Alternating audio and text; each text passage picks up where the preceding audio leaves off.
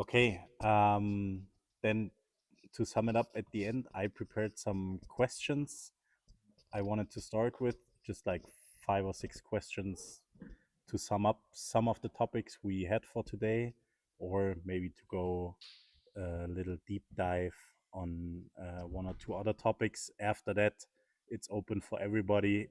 If there are any questions left you couldn't ask in under 4 eyes or already during the presentations of Felix and Marius, then you can ask them right now. First question I wanted to ask is, Marius already talked about it, but maybe we can go a little deep dive on it. What is talent for both of you, and indicators for being a talented basketball player? Who wants to start? First of all, I think it's really important to say, thinking about my video I showed in the beginning, that you in your own club have a definition of what a talented player is. Because I made the experience when I came to Leverkusen, everybody was talking about he's talented. Then I would ask the coach, what does talented mean for you?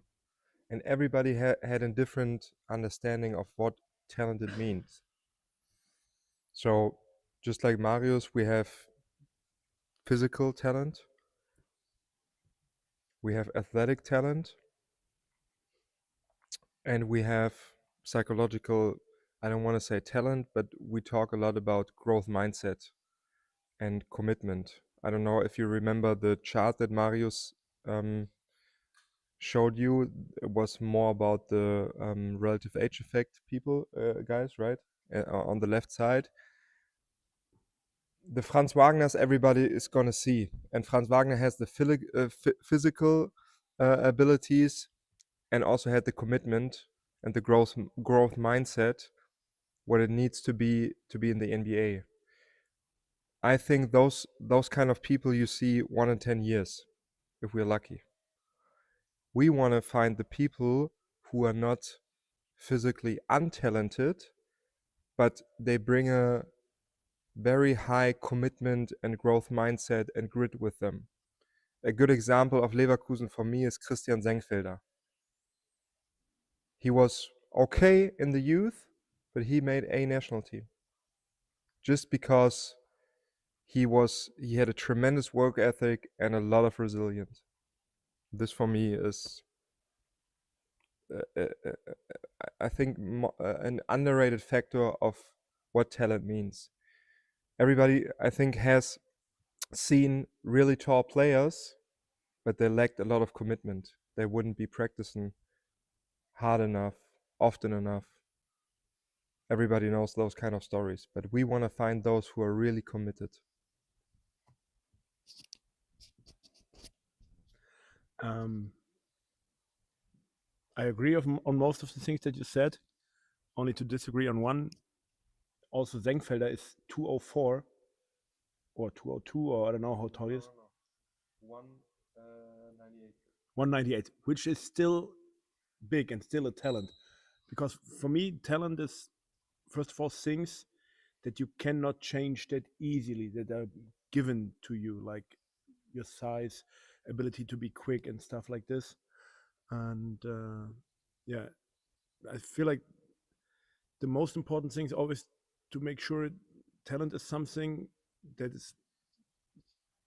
gives you the chances to reach the highest level when you're old. You don't need to be on the highest level when you're 13, 14, 15, but you have the abilities to reach the highest level. And I feel like too often we are focused on things that, like you said, hey, someone is, I don't know, he's 2 meter 10 tall. This is talent. Yes, this is part of a talent, but it's a mixture. And again, there's no formula. There's not, you can say you need a little bit of height, a little bit of athletic, and a little bit of character and more commitment and stuff like this. In the end, everyone is different, and there's things that help. It helps to be tall. It helps to be quick. It helps to be committed. But you can work on things as well. And so that's why we never have a formula to say this one will be a talent and this one not. Helps. Then next question for me: what do you do at Leverkusen and Berlin to identify talent? For example, kids coming in at under 8, under 9, under 10 into your club, or maybe kids you already have inside your club where you feel like, as sports directors, that both of you kind of are, hey, I feel like they are underrated. I want to make this clear to everyone that Alba Berlin copied the idea of the Giants League in Leverkusen. No, this is true. Most of the people don't know this, but Henning Harnisch came to Leverkusen because he was interested of the Giants League that already has been developed 5-6 years ago. And we are making a pretty good job, I think, that we do not only in the elementary school a competition, but more importantly for the 6th and 7th graders. Why is this important for the state I'm in? Because in Berlin they do the same model, but it's elementary school is until the 6th grade, right? Yeah. So I made when I came to Leverkusen, I wanted to look, okay, where are our talented guys coming from? Like the players who are in under 19, good performer. 3 of those players in our last NBBL came from the Giants League because they did a different sport beforehand. Soccer, Faustball, I don't know how do you call it in English, and one volleyball player. And they didn't play until they were 13 years old basketball. So I think Marius didn't cover this topic, but this is also like we have to look and have space for players who were really good at a different sport at a certain age, and then they can come to us. This is like one big part that we do, and of course we do performance performance testing, where we check relative age effect, where we check how old they are right now, how tall they're gonna get. But we also have to take in account what we see as coaches. How are they?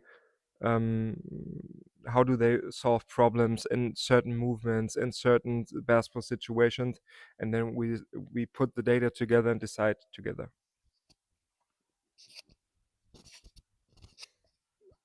So, first of all, we are doing a big school league, which we copied from Leverkusen,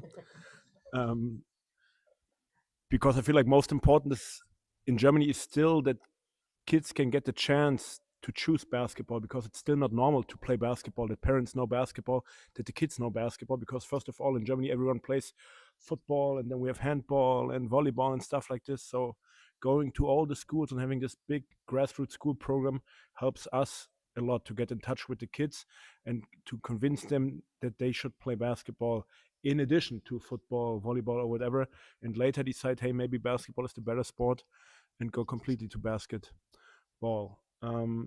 In the club, we try to bring and to promote as many kids as possible for as long as possible. So, for example, in under 14, we spread our talent into 4 teams. We have under 14-1 to under 14-4, where we bring as much kids as possible. So it means that we have like 60 kids in under 14 that we try to give the best possible conditions to grow, because we say, hey, the later we can select who is talented and who we take for our teams, the better it is. The older the kids are, the easier it is for us to choose. So, but still, I feel it's too early. We should choose even later and take more kids and keep them as long as possible. But reality often shows that it's not possible. I don't know why, because of this JBBL league, which I feel is, I don't want to say, but it's way overrated. JBBL is way overrated, the league and the style of game that is played there. Everyone feels like they have to be somewhere, I don't know, but we try to promote as many kids as possible, as long as possible. I try to set this into the head of the coaches talking about talent. Whenever we meet coaches in every age group, I always ask them who are the best 5 players in 5 years. I never asked him who's your best player now because I don't care. I always asked him who's your best player in 5 years, and then we start to discuss why you think he's talented, what do you think about this, why you have this name, why you have this name, and so on. So this is how I try to bring this into the head of the coaches. All right, then last question about talented players. How do you handle those players? Like, now all of you sat together, you agreed like, hey, those are our top 3 players in this age group. What do we do to that everybody's on the same page? Like, also the JBBL coach knows that maybe the under 12 coaches decided all together, or under 14 coaches, hey, we think those are our 3 main talents, and what do we do to track their record? How often do they come to practice?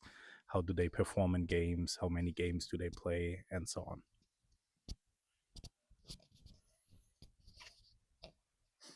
Communication is always a problem everywhere, also in our club. Our club is too big, so we lose information due to bad communication.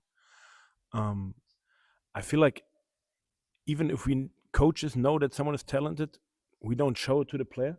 We try to keep them on the ground and as long as possible, because I feel like in today's days with social media and stuff like this, everyone thinks that he's the next Dirk Nowitzki, Franz Wagner, whoever, too early. Highlight tapes in JBBL and things like this don't help at all.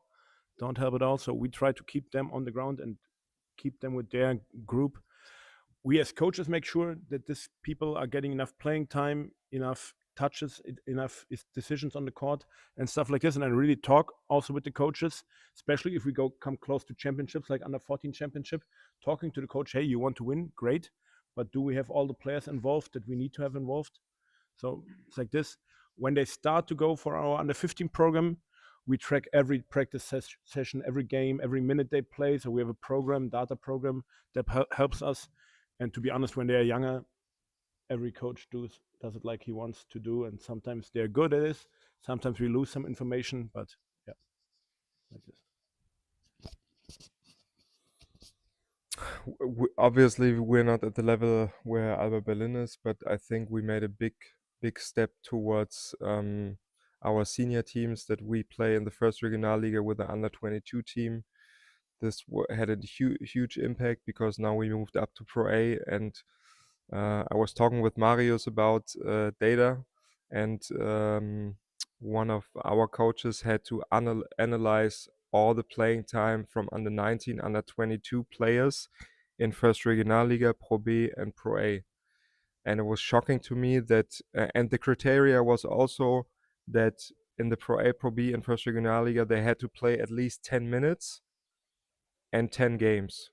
And in the Pro A, from those 178 players, only 14 German players under 22 fell into this category, which means the gap, this is like an important thing for me or for us, the dropout after the under 19 and the NBBL, all the players think they can start playing with the senior teams, which is just not the reality.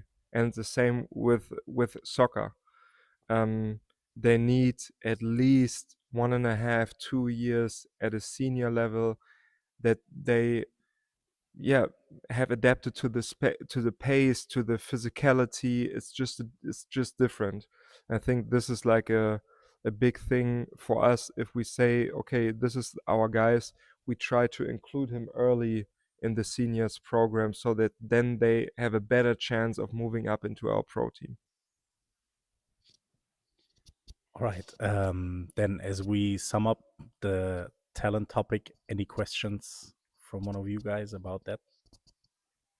Maybe regarding the efficiency of the schools program, do you maybe have a number with you? How many players of your best team, under 16, under 19, are from those school events or leagues? I don't have a number. Just the 3 guys I was talking about with the under 19s, but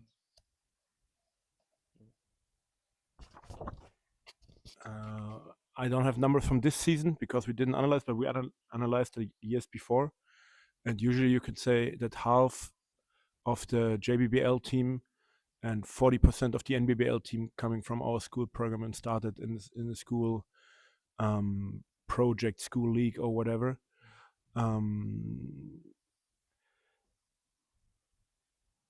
also talking about the guys that made it to the pro level, so talking about EuroLeague, NBA, and half of the people that made it with us started with us when they were very young in the school level in one of our partner schools.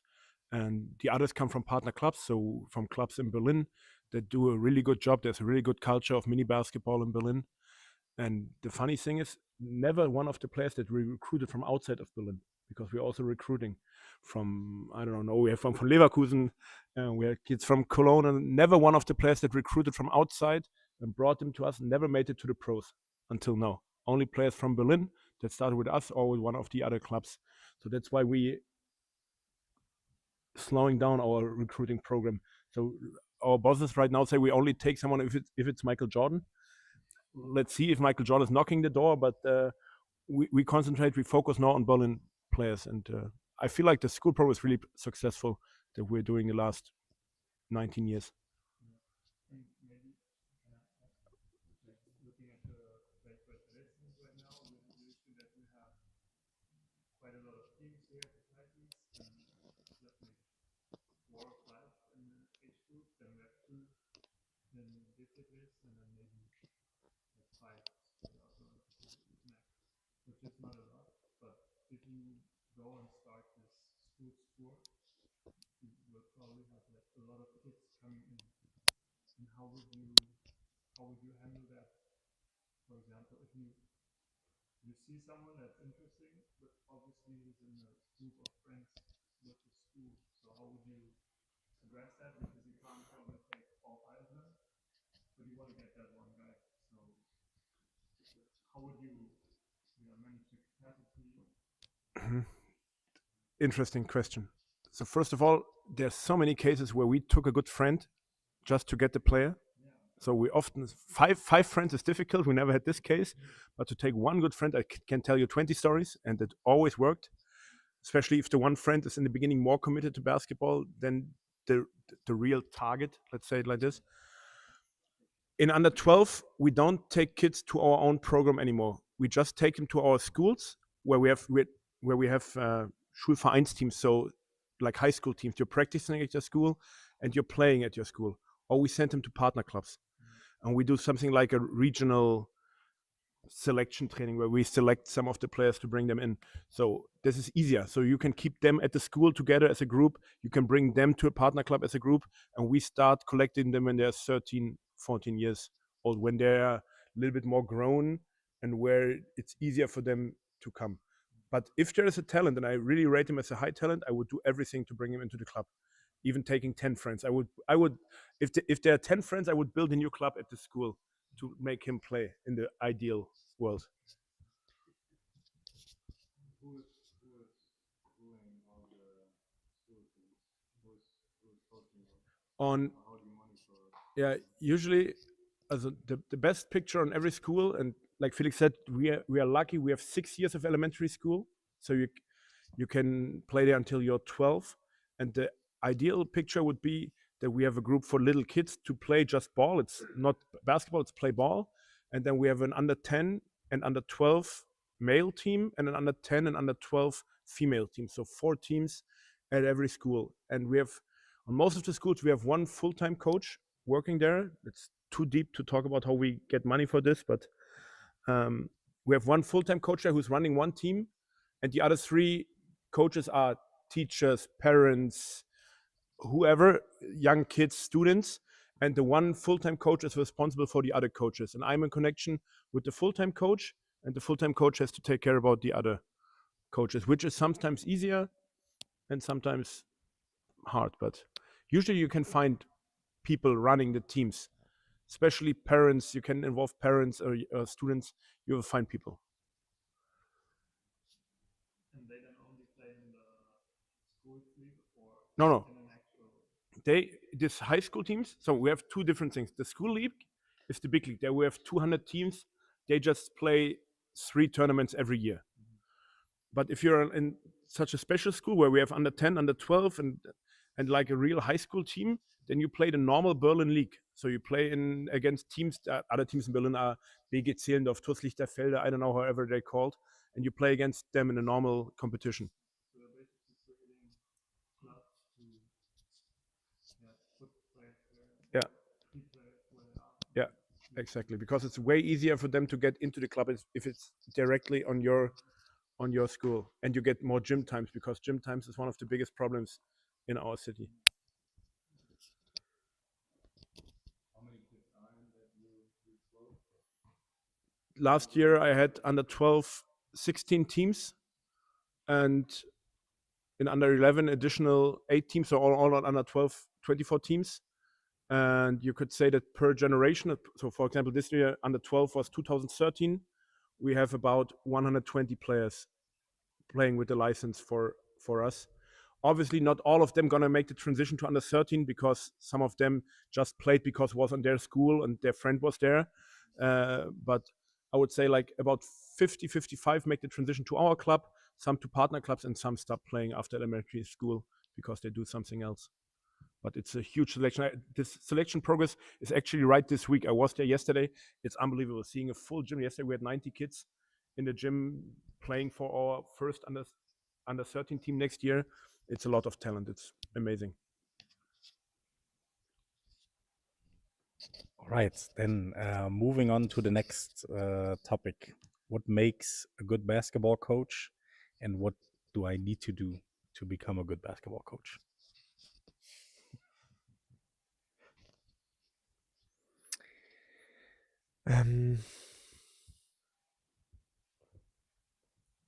I was talking with you guys a little bit about this topic earlier. The one thing that changed for me everything was at the beginning, when I started coaching, I was chasing championships. I wanted to develop national team player. I wanted to have a lot of stuff. And then I copy pasted things, I read books, and was trying to be someone, or to make it, or I don't know how do you want to call it. And then this guy came to my practice and asked me, Felix, what kind of coach do you want to be? And I started really digging into what I liked as a player, what I liked as a kid, how I liked to be treated from coaches that I had, which were good. And then I started to be, or just going the way I wanted to be. And then this is when all the success happened, when you want to call it. So I think just ask yourself the question, who do you want to be as a coach? What are values that are important then to you? And if you know this, then you will go down a road which will definitely worth taking the way and going. And maybe you're gonna have some success and maybe not, but this is not anymore a definition for me being a good coach. Yeah. I cannot add much to this, but I made the same experience when I was young. I thought the best coaches need to know everything. You need to know every X and O, every out of timeout, every, I don't know, pick and roll coverage, which is important at some level. But in the end, you need to be a great leader from the youngest to the oldest. You need a character who can catch people, who can develop people, who can communicate with people. And that's what I realized from the youngest level, even to the highest level, NBA, EuroLeague. In the end, you need to be a great leader, communicator, and stuff like this. And then you need to have people around you who know about the X and O stuff, and that's definitely important. But it's not about you, that you need to know everything. You need to handle persons and human beings. And then last question from my side. Why is it important, if it is important to you, to stay up to date? And do you have any, like, hey, you need to read this book, or you need to follow this guy, or whatever it might be? Let's go, Marius first. Okay.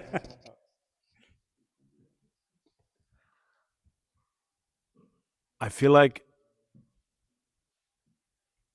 you need to learn every day, because the basketball game and everything is still developing all the time. So I think right from today, you know much more about motor skill development learning than 30 years ago. So everything is always getting better and better. So you need to keep to be up to date.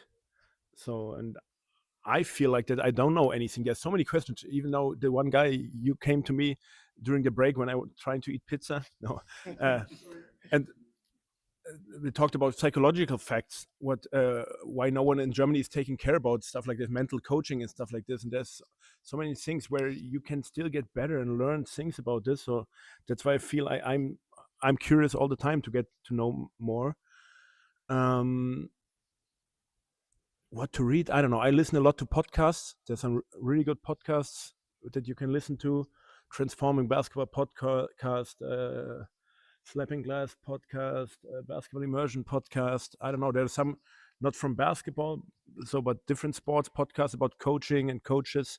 I can list you 10 podcasts that are in my Spotify list that when I go jogging, that I listen to. Advanced Football is a great podcast it's German from football. Yeah, so things like this. I like this, and then I like to go somewhere and meet people because I learn most. Of course, I can read books, but yeah, then I can read and know something. But for me, I always ask people. So I like to go to different practices. First, I started in basketball in Germany. Then I saw everyone in Germany. Then I went to Europe. I went a lot to Lithuania, Spain, stuff like this. And then I realized, hey, you can also learn a lot from other sports. In every of your city, here are some experts in volleyball, football, I don't know. Go there and talk with the under 14 coach in football, what he's doing. And you can learn a lot and ask questions. And whenever you ask someone questions, I feel like that you're also asking yourself. And that's why you're learning. And this is how I do it. I go out and I talk, drink coffee, drink beer, I don't know, whatever you need to talk to the people. I want to add that I think it's really important that I don't want to say change the culture of German basketball coaches, but I have the feeling that we oftentimes talk bad about each other. Like, do you know this coach? Oh, he did this drill and da. I was lucky enough that I connected myself with other coaches, and other coaches approached me and said, "Hey, this is interesting. Why are you doing this?" And then they started sending me books, podcasts, and then I started learning through this, and this is how we connected and bonded, and this is what I try to do with every coach that I see myself. I try to encourage them. I try to ask, why are you doing this? And then if he's interested, I tell him, hey, you can read this book about motor learning.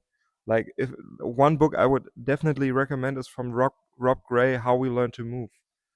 This changed my whole idea about, how do people learn movement? How does my son learn how to move? Like, this really, really interesting question. Yeah.